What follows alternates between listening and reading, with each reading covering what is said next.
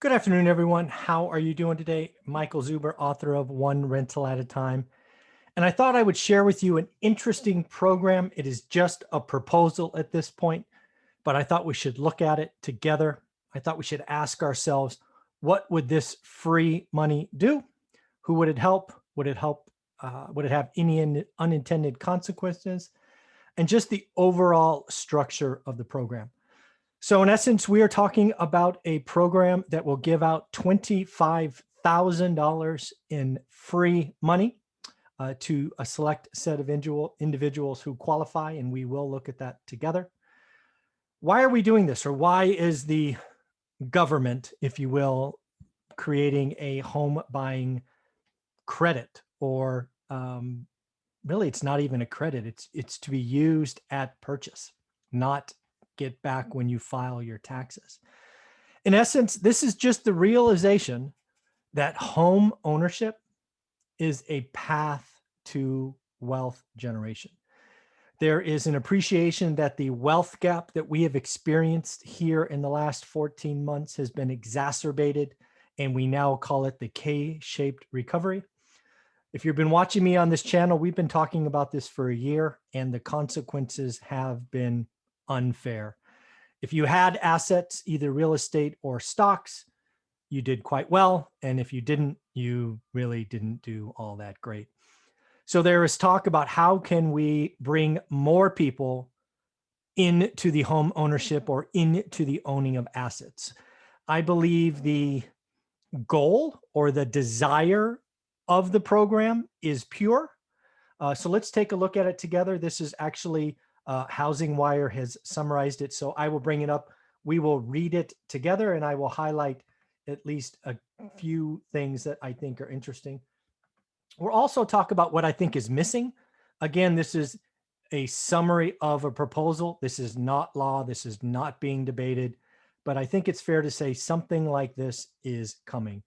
So again, this article is, here it is, first time homebuyer credit legislation.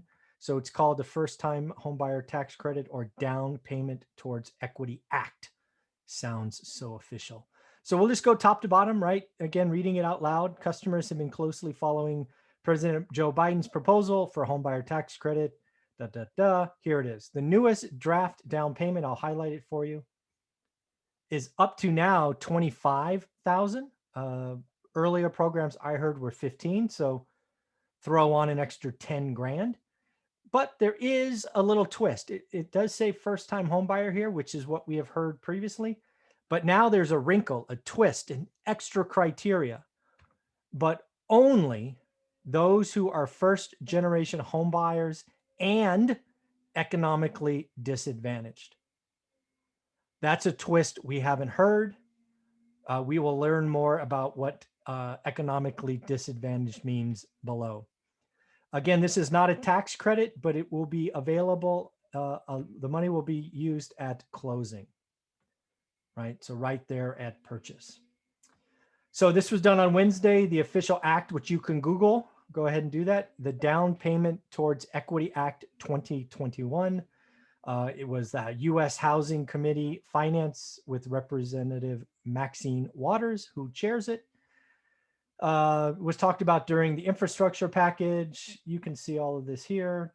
So it would be means tested based on income and limited to those who have not owned a house in the last 3 years. Interesting.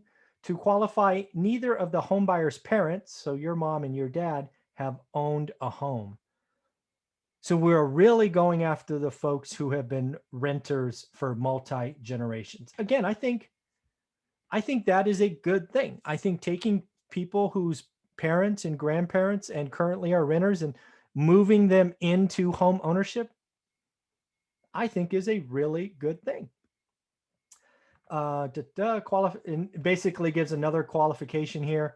Basically, if you or your parents got caught up in the easy lending of the 06, 07, 08 crash, you're given a pass. I thought that was an interesting twist.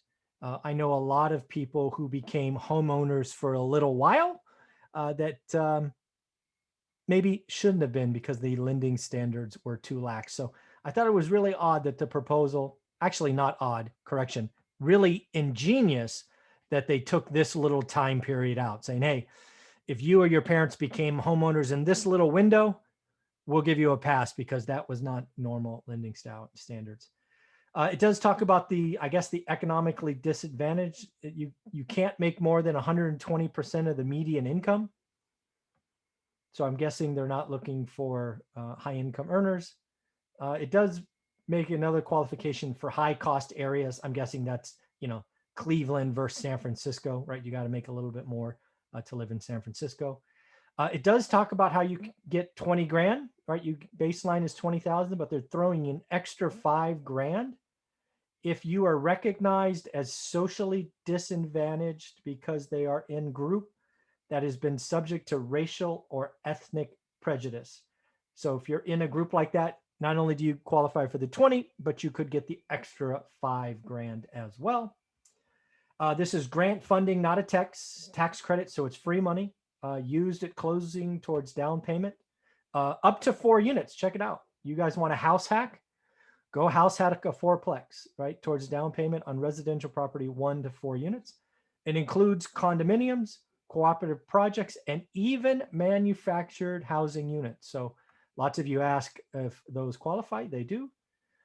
It's currently being discussed. It will be rolled out or doled out, as they say, to funds to states based on population and racial disparities in homeownership rates. What else do we have? Lots of other stuff. Just talked about the history, talks about Biden. So, some work to be done. It is just a proposal. Again, I think it's good. I think it's, targeting first generation home ownership here is awesome. I think it's, it's a start on the American dream. It's start on wealth generation. It's really a good thing. Again, if none of your family have owned a home, maybe you don't know how, or you haven't gone through it. So I think that's good. What else? So I think it's generally a good thing. So again, nothing is just a proposal. Nothing is done or really written in stone yet. I do think there's a couple of things that are missing. And again, it's just a proposal. So my hope is this thing is coming. First, this talked a lot about who qualifies, who gets the free money. And it talks about means testing, right, on income. I really hope there is credit qualifications, debt to income ratios, because it's one thing to buy a home, as people saw in 06 and 07. It is another thing to keep a home. Home ownership comes with maintenance. Stuff breaks. And if you're so close to the edge, as I call it, you can really get in trouble.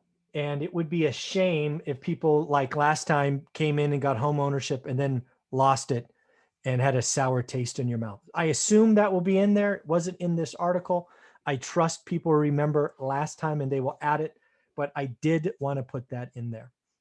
The second thing, this is all demand. Even though there's qualifications of who can get the free money and it's rather focused or tight, it just increases demand.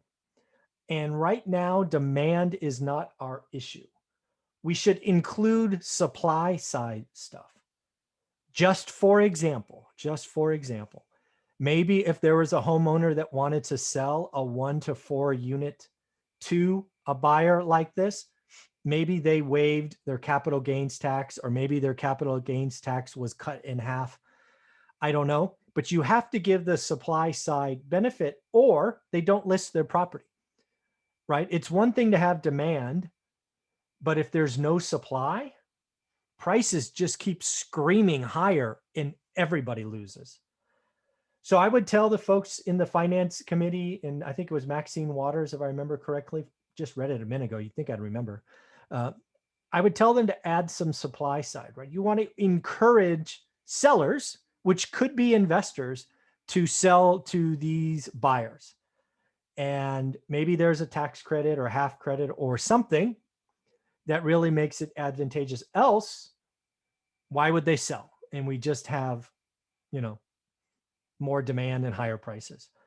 The other thing that will likely happen here is you are likely to lose some rental units. The last 14 or 16 months have been horrible for mom and pop landlords. Plenty of them are going to give up. And what they may do is kick tenants out, clean up their property, and sell. And maybe they sell to some of these buyers, which, hey, would be a nice match. But you're probably going to lose a lot more affordable rentals than you want. So you may increase home ownership, which is great, but you may make rentals even scarcer and hurt another side of the equation. So again, I think the goal of home ownership is great. I think closing the wealth gap is awesome. I do want to make sure they're mean testing, because I would hate for someone to get ownership and lose it. That would be a shame. And I do think they should think about the supply side, because demand without supply just drives prices higher, and nobody wins with higher prices. So those are my thoughts. Again, $25,000 free for some, not all, but let's get more and more people into home ownership. So let me know what you think. Leave comments below, and I will post the link to that article in the show notes. Bye-bye.